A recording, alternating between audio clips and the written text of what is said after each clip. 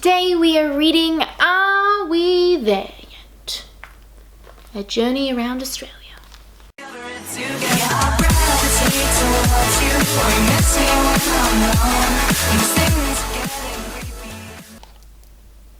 Our journey.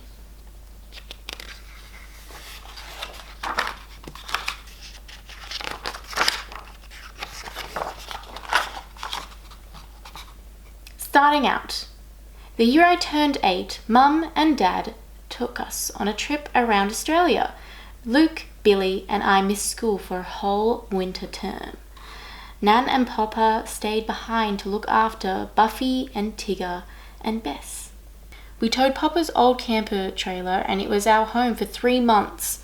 It folded out to make a little house with a table, a fridge, 2 double beds, a stove, a sink. It had everything we needed. Luke slept in his swag under the stars except when it rained, and then he bunked with us. We were so squashed, but it was cozy. The day we left, I helped Nan pin up a big map of Australia so she and Papa could follow our journey. I wish I was coming, Grace, Nan said, as she hugged me tight. I'm going to miss our cuddles.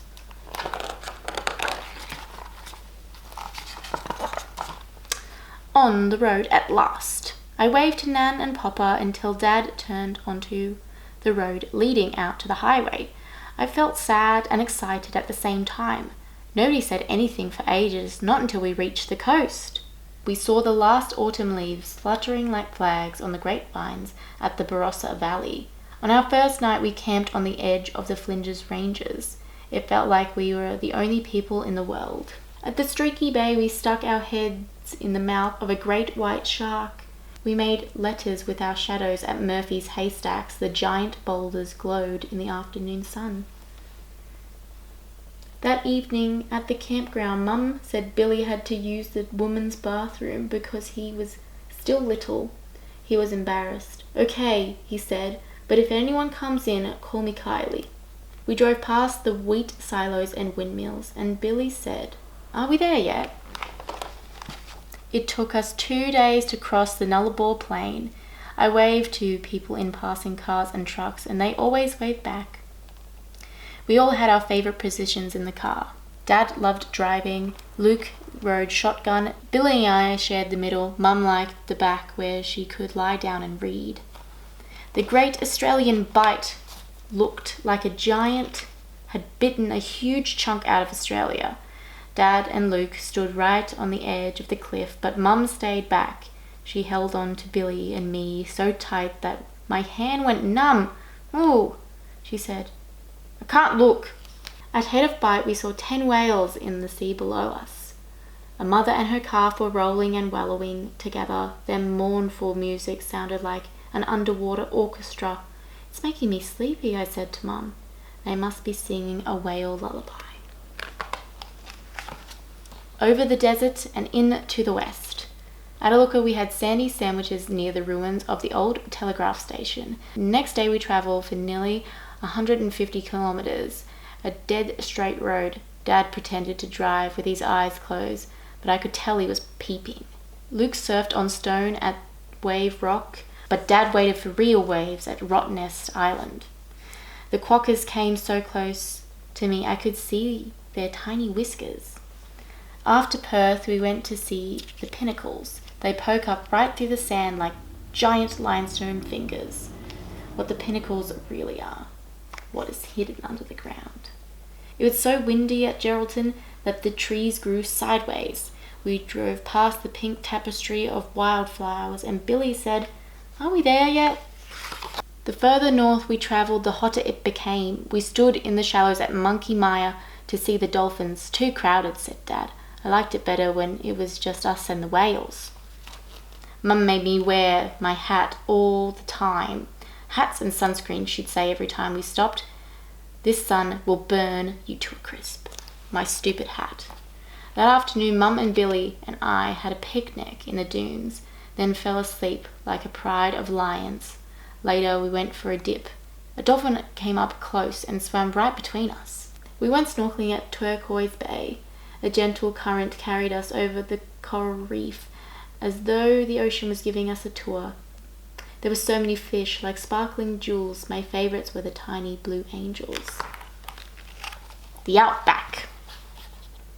At Broome, we ate crunchy fish and chips and watched the moon reflect in the mud flats of Roebuck Bay. It's called the Staircase to the Moon.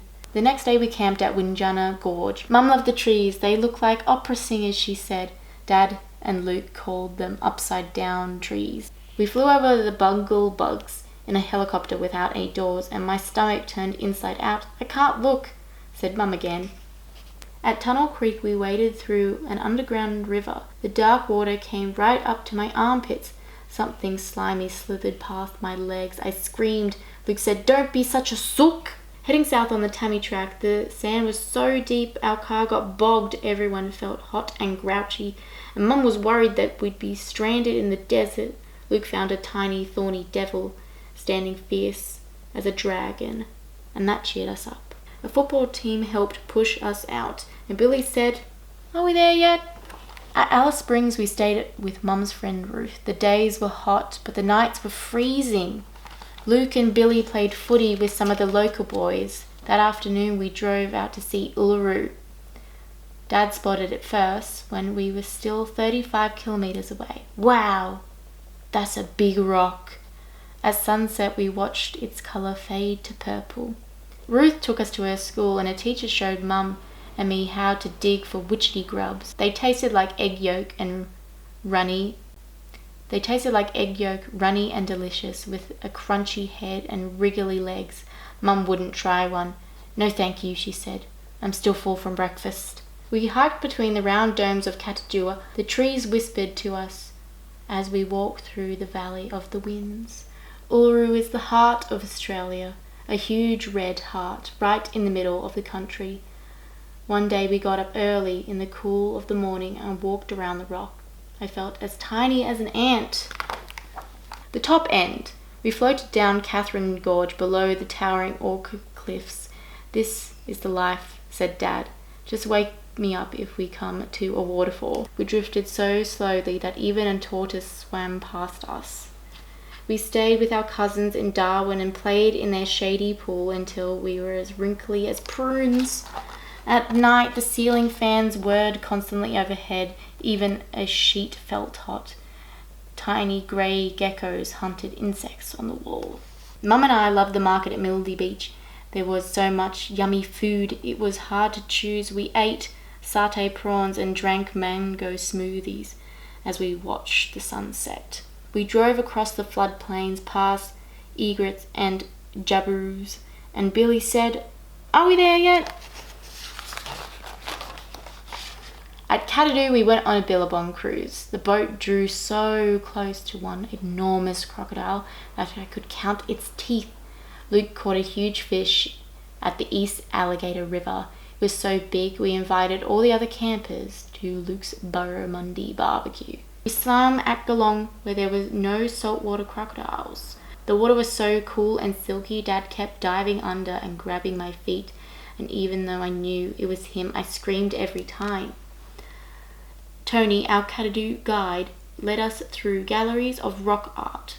The sandstone overhangings were alive with animals, handprints, and spirits of the dreamtime. Some of the paintings were more than 20,000 years old. One small handprint looked just like mine.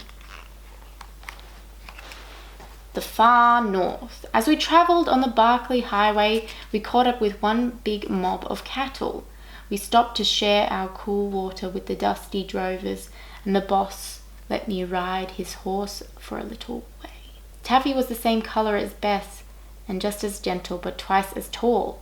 At Mount Isa, an elephant ate my horrible hat. She swiped it off my head with her trunk and scoffed it. "Thank you, elephant," I shouted. Near Concarry, the flying doctor's plane flew over us. We invented patience for him, and Luke had the best idea. A drover who had got bucked off his horse and landed on a spiny anteater. Dad brought me a new hat at the Mirabar Rodeo. "You look like a real cowgirl, Gracie," said Mum. We met an old stockman who taught us how to crack a whip. He showed Luke how to twist the cracker. That night, Billy and I rode our broncos until they couldn't buck us any more. The next morning we drove through the shadowy green rainforest, and Billy said, "Are we there yet?" In far north Queensland we walked beside the Daintree River. Giant butterflies landed on Mum's blue t-shirt. "They think you're a beautiful flower, Mum," said Billy. The Great Barrier Reef was a swirling underwater carnival of fish and coral. Luke found a snake-shaped piece of mangrove wood. He carved it into a small stick for Popper. "I can't look," said Mum again. We went beachcombing at Cow Bay, where the jungle came right down to the sand. Mum and I made a shell mermaid together.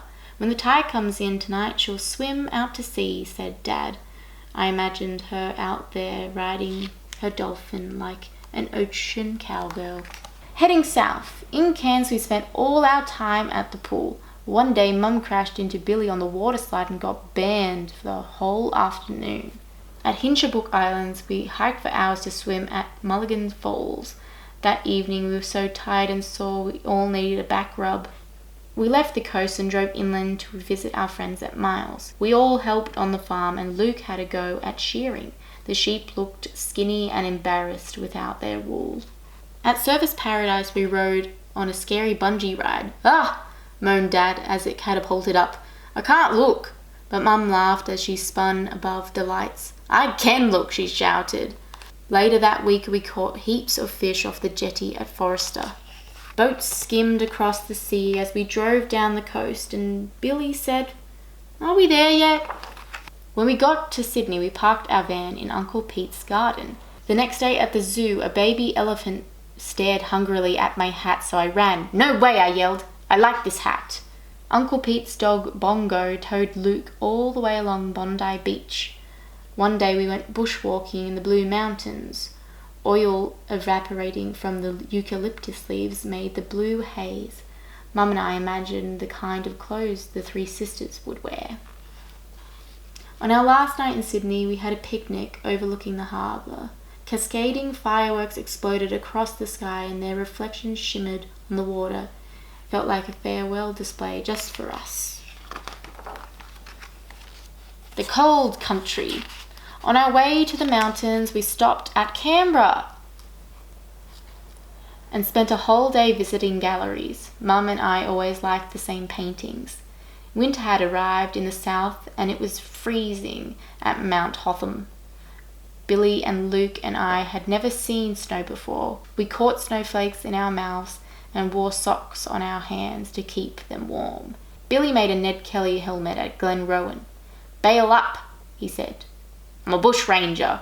We crossed the Bass Strait on a big ferry. The sea was so rough, we all felt sick. Luke turned pale green. In the Hobart Museum, we saw a stuffed Tasmanian tiger. I felt sad to think they were extinct. Mum tried to cheer me up. "You never know, Gracie. There still might be a tiger family in the bush." When we went hiking at Crater Mountain, I kept a lookout for tiger tracks. It rained so much we played Monopoly for hours. Luke always won, even when Dad and Billy and I ganged up on him. At the end of the week we drove back onto the ferry and Billy said, "Are we there yet?" Wilson's Promontory is the most southerly part of Australia's mainland. I found a paper nautilus there, washed ashore at Squeaky's Beach. One evening at Phillip Island we watched little penguins surf ashore and waddle up to the beach like tiny explorers. Melbourne was crowded and fast after camping at the beach. The traffic noise kept me up awake all night. We learnt to juggle at St Kilda. On the last day of our trip, Dad got us up early as we drove away from the city. I looked back at the dawn through my sleepy eyes. Winding along the great ocean road, we stopped to look at the 12 apostles standing in the surf. The sea was wild and foaming. We were nearly home. Finally, we were back at our house. Buffy was so pleased to see us, she jumped right into the car. I cuddled Tigger and called out to Bess. It was so good to hear her whinny back. Billy woke up and said, "Are we there yet?" And we were. We were home. And that's it. This was one of my favorite stories to listen to in primary school. It always got read to us, especially when we were learning about our country. I really liked it because I've actually not been around Australia. I've just been on one side of Australia. It's something I would love to do at some point in my life, probably when I'm a little bit older with a family like this, because I always thought it was quite cute. Anyway, that is all. Anyway guys, that's all I've got for you today. Please like, subscribe, because that is always nice, and I will see you next time. Goodbye.